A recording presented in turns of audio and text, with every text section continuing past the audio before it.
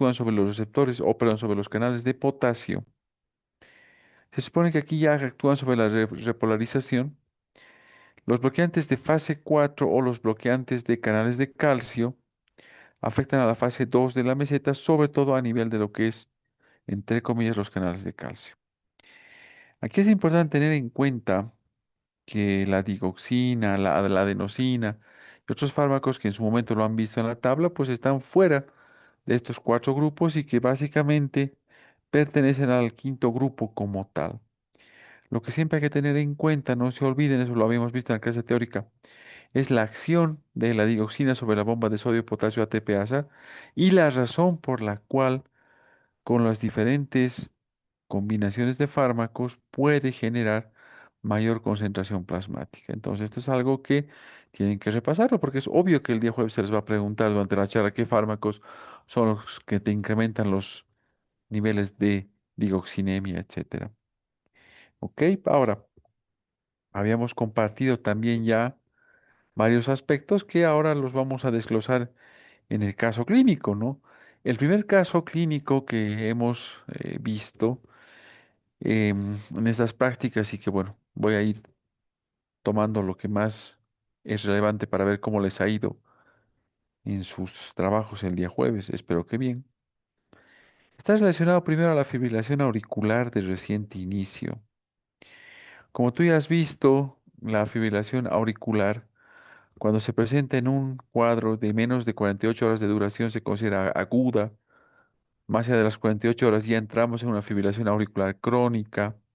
Más allá de los 7 días ya se vuelve persistente, luego en los meses se vuelve permanente, etcétera. Lo que hay que recordar es que el electrocardiograma que estás viendo aquí al fondo, que es típico de la fibrilación auricular, ese patrón es típico de fibrilación auricular, es importante que lo tengas presente desde el punto de vista de que la fibrilación auricular se genera por múltiples focos ectópicos que se producen a nivel de la aurícula. Hablar de fibrilación auricular es hablar de múltiples focos ectópicos que se activan de forma, entre comillas, disrítmica, por eso es que el ritmo es irregular.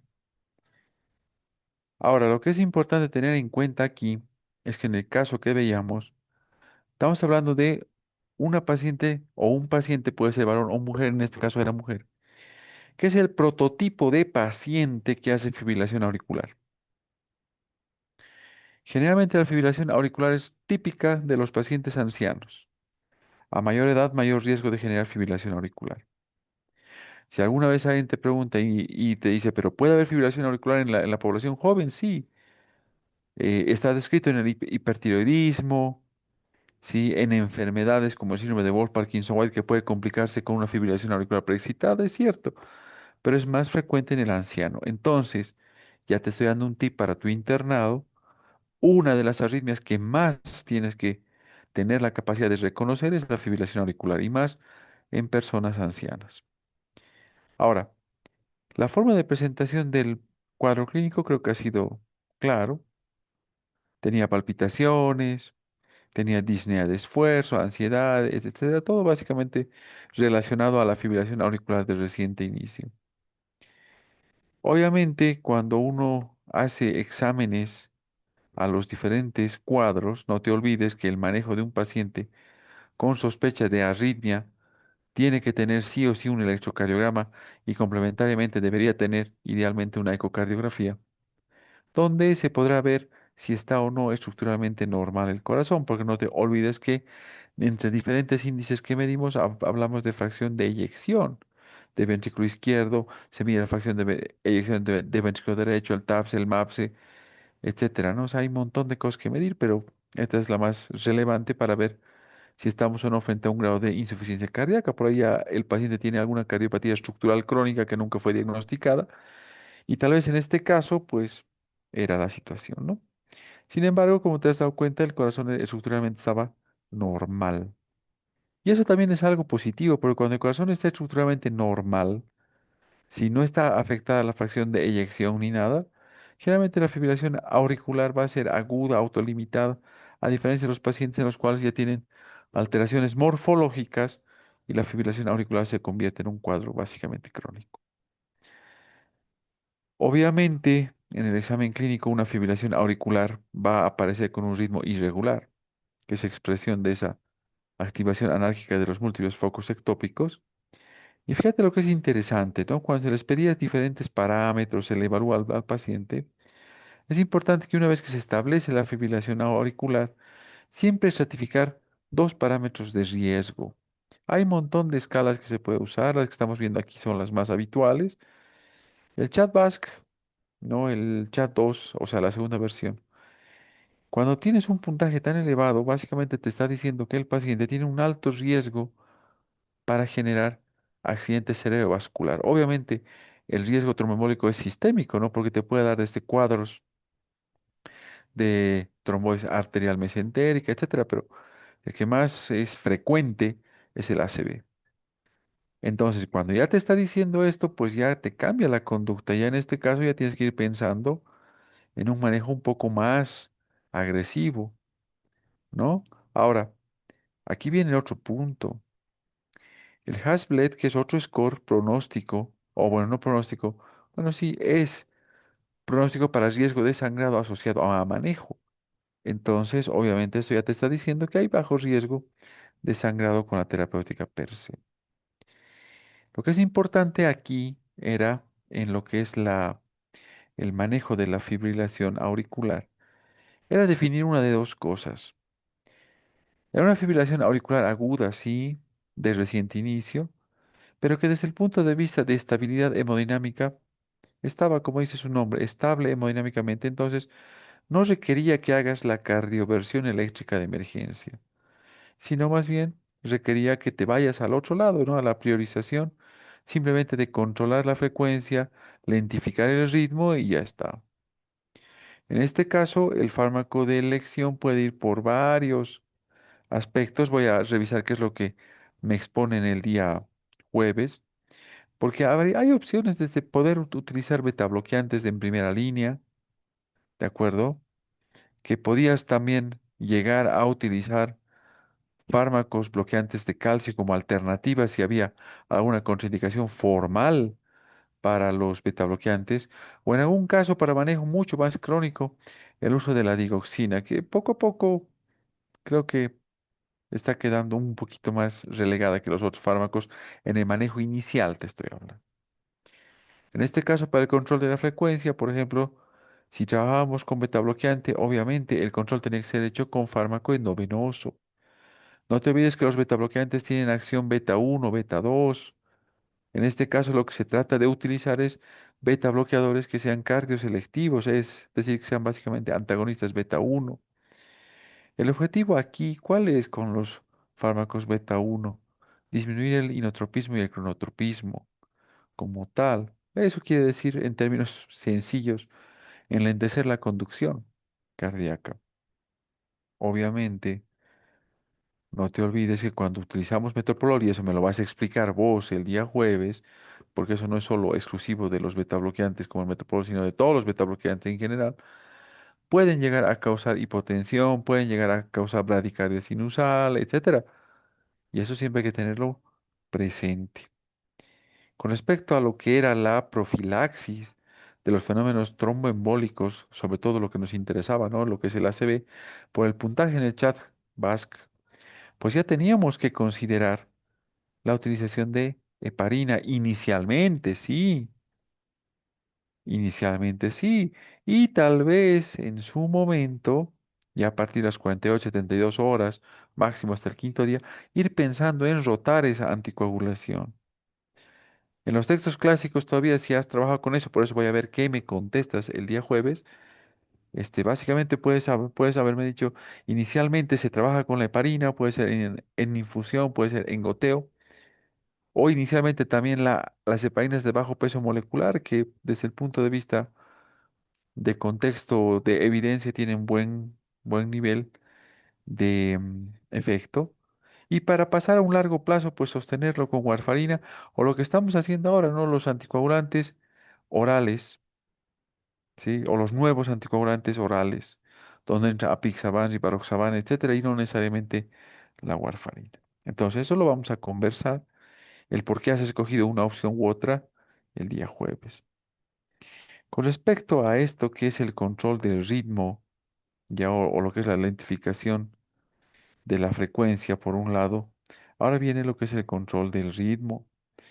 Ahora, aquí viene una opción y eso te voy a dar como tip, ¿ya?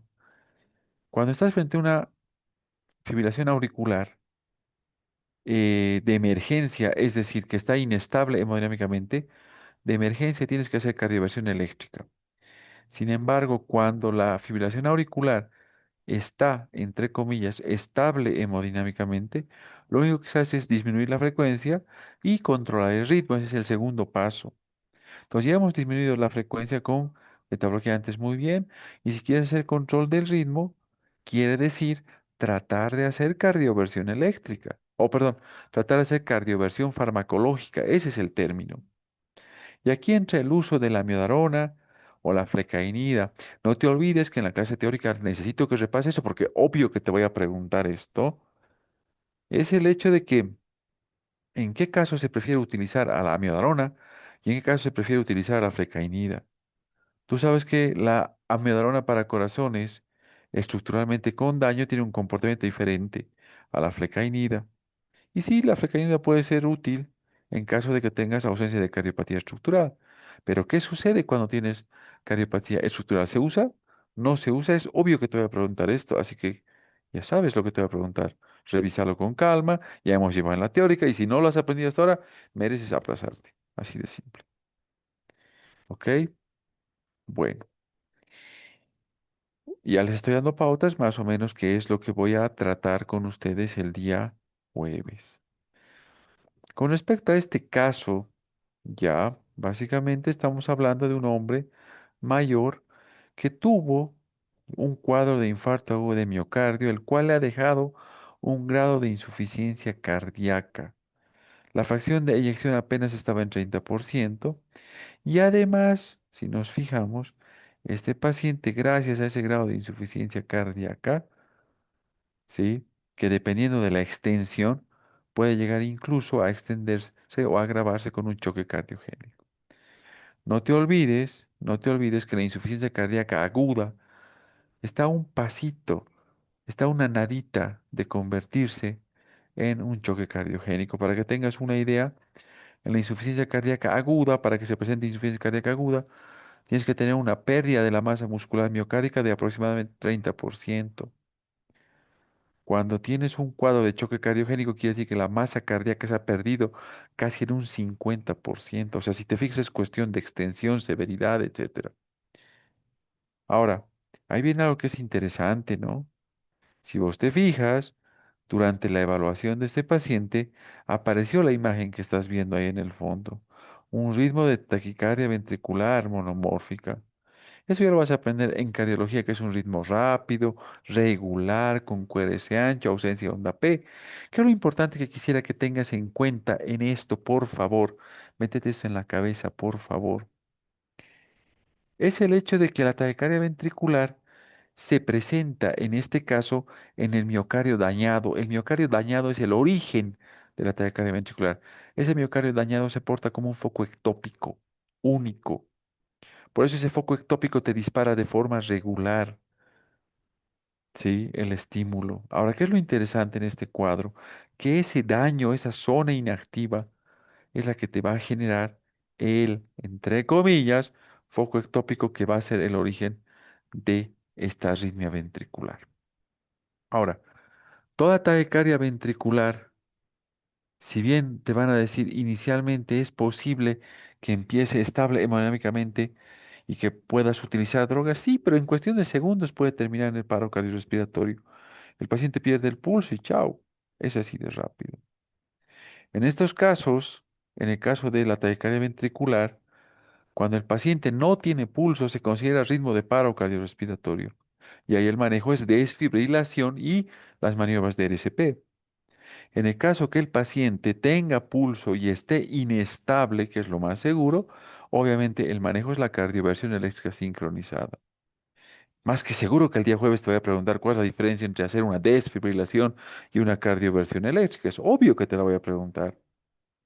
Entonces yo creo que ya te estás tomando nota, te estás revisando, lo vas a tomar en serio y te va a ir muy bien el día jueves. Ahora, aquí viene algo que es bien interesante. Cuando vos revisas el arsenal farmacológico que puedes usar hasta que hagas la cardioversión eléctrica, que deberías hacerlo rápidamente, es el hecho de que podrías utilizar amiodarona, obviamente endovenoso. En emergencias jamás vamos a utilizar bioral, es ridículo. El tiempo de acción, la biodisponibilidad, tú sabes que es muy pobre. Entonces, vamos a usar a la amiodarona, que es un fármaco de clase 3 que ya habíamos hablado en su momento en la clase teórica, que si bien está clasificado como bloqueante de potasio, de canal de potasio, tiene un montón de efectos en otros niveles. Trabaja en canales de sodio, calcio, beta bloqueante, etcétera. O sea, es una maravilla como antiarrítmico, si quieres verlo de amplio espectro, ¿no? Es una maravilla de verdad. Lo que quisiera que tengas en cuenta es que en corazones dañados, estructuralmente anormales, como en este caso que ya tienes una fracción de eyección baja, la amiodarona está genial como elección, o sea, es una muy buena opción, es una muy buena opción para utilizar de primera línea.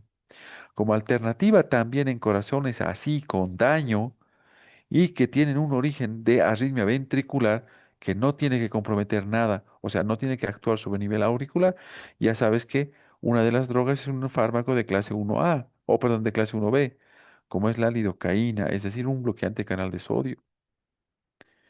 ¿Ok? Entonces es importante tener esto en cuenta. No te olvides repasar dónde se, entre comillas, metaboliza la lidocaína, dónde la amiodarona, si tienen metabolitos activos o no, si no son, si son teratogénicos o no, etcétera, etcétera, porque todo eso más que seguro te voy a preguntar. Alguien me dirá, ¿y si fuera una paciente embarazada? Bueno, depende de la edad gestacional. Amiodarona es un fármaco que es de clase D, te va a causar bastante daño al feto. La lidocaína es de clase B, tiene menor daño al feto. Todo eso, obviamente, vamos a repasar el día jueves y te voy a ir preguntando porque tú vas a cantar todo lo que, entre comillas, estás revisando del tema. Ahora, es importante tener en cuenta siempre, esto te lo voy a dar como tip, que todos los antiarrítmicos a su vez tienen un potencial proarrítmico. Y eso ya se aprendió hace muchos años con el mejor ejemplo que fue el uso, entre comillas, de la flecainida y la propafenona, ¿no? En las cuales se mostró que en corazones con daño estructural podían tener más bien el efecto contrario, ¿no? Tener un efecto proarrítmico y terminar aumentando mortalidad. Entonces, mucho ojo con esto, ¿sí? A una vez ahí me preguntó, ¿y eso pasa para todos los antiarrítmicos? La respuesta es sí. No te olvides, te voy a dar un ejemplo. Dentro de los fármacos de clase 1 está la fenitoína o difenilidantina, también se llama, o difenilidantoína, que es un anticonvulsivante que lo usamos para el manejo de las crisis convulsivas. Pero no te olvides que mal dosificado o administrado muy rápido tiene un efecto proarrítmico, pese a ser un antiarrítmico también. Entonces ahí tienes otro ejemplo. Ahora, aquí hay algo que es interesante y eso siempre tenlo en cuenta. Eso ya lo hemos visto en la clase como tal de síndrome coronario, no voy a hacer mucho hincapié, donde obviamente está el uso de betabloqueantes, los YECAs, los ARA2, las estatinas, los inhibidores de la aldosterona, ¿no? Como antirremodeladores cardíacos y que se reservan sobre todo a partir de las 24 horas en pacientes que han quedado con algún grado de insuficiencia cardíaca o una fracción de eyección menor del 40%, ¿no? En todos esos casos se va hacia el efecto antirremodelador cardíaco, ¿no? Hoy en día se está trabajando también con la colchicina, no te olvides eso, ¿no? Si han puesto eso, está muy bien también. Con respecto a las estatinas, obviamente ya habíamos conversado en la clase respectiva que lo que menos nos importa es su efecto hipolipemiante, que lo que nos importa durante el cuadro del síndrome coronario es su efecto, entre comillas, estabilizador de placa. Entonces, por ahí es donde hay que explotar la información. ¿De acuerdo? Ahora, aquí hay algo interesante que está bien esquematizado en el dibujito, que es el caso del paciente que hizo una taquicardia supraventricular por reentrada. Eso quiere decir que tiene una vía de conducción anómala, paralela, si quieres, a la vía de conducción normal.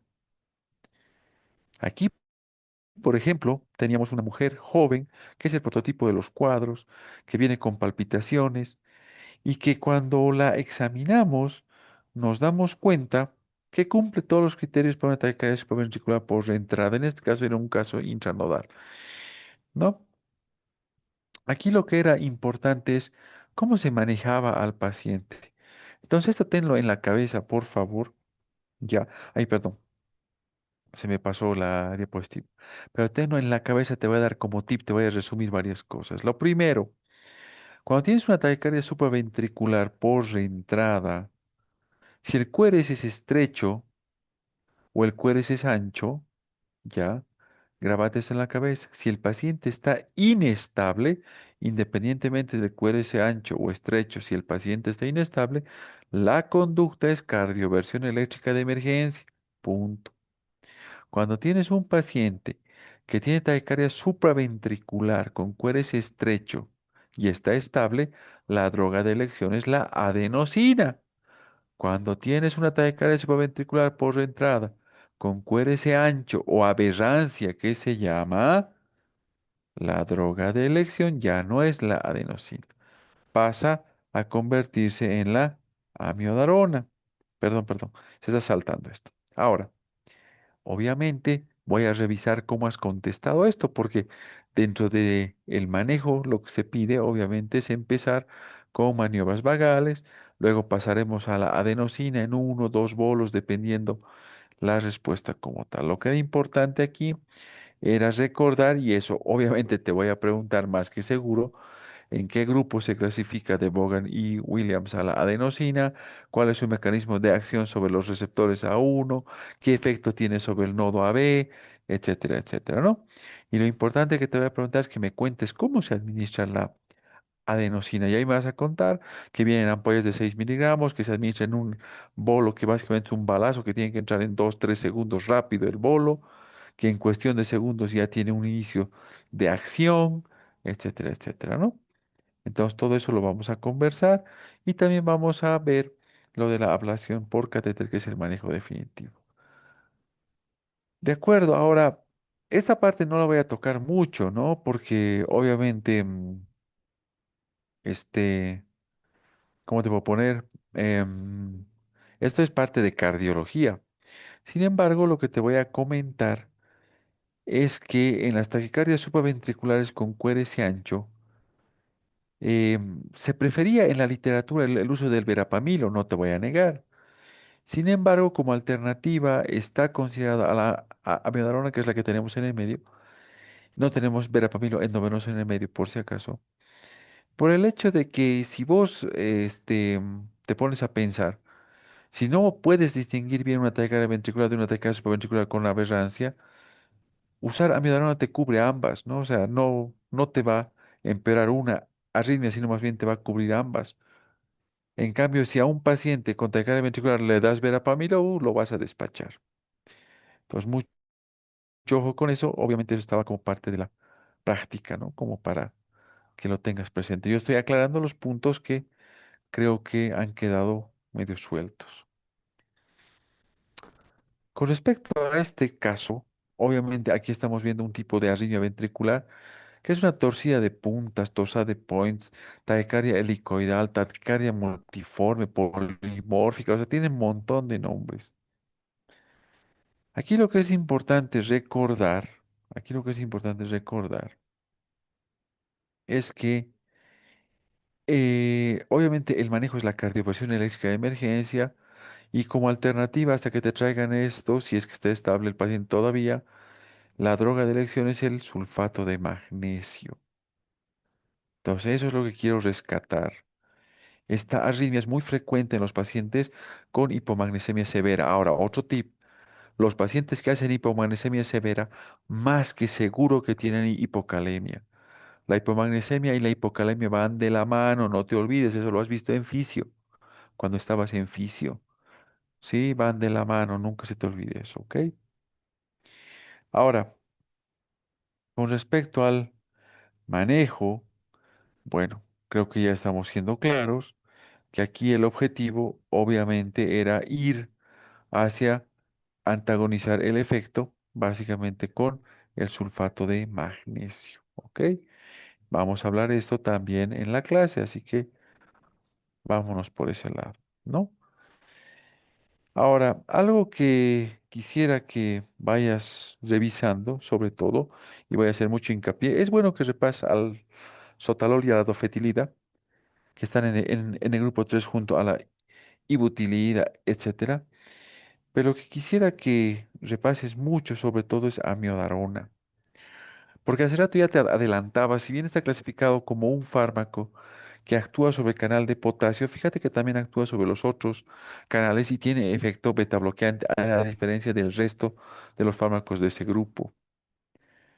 Ahora, lo que es interesante, y eso también repásalo por favor, es que la amiodarona era altamente liposoluble, no te olvides, y que esto hace que se deposite en todos los tejidos y que su efecto sea prolongado durante mucho tiempo, por lo cual te va a llegar a causar bastante daño a nivel de múltiples sistemas. Y los que siempre quisiera que lo tengas presente son en tres: a nivel pulmonar, a nivel corneal y sobre todo a nivel tiroideo, donde la amiodarona puede tener un efecto dual, puede causarte hiper como hipotiroidismo también. Entonces, esto por favor hay que revisarlo, ya porque el día jueves ya te estoy anticipando todo lo que vamos a ir hablando, ¿ok? Entonces, no te olvides, por favor, esta matriz la vas a revisar con calma y bueno, vas a hacer la comparación entre uno y otro que más seguro que te voy a preguntar el jueves, ¿ok? Bueno. Eso era lo que quería hacer con ustedes el día de hoy. Obviamente no les iba a dar la clase teórica de antiarrítmicos como alguna vez lo he hecho, no, o sea, para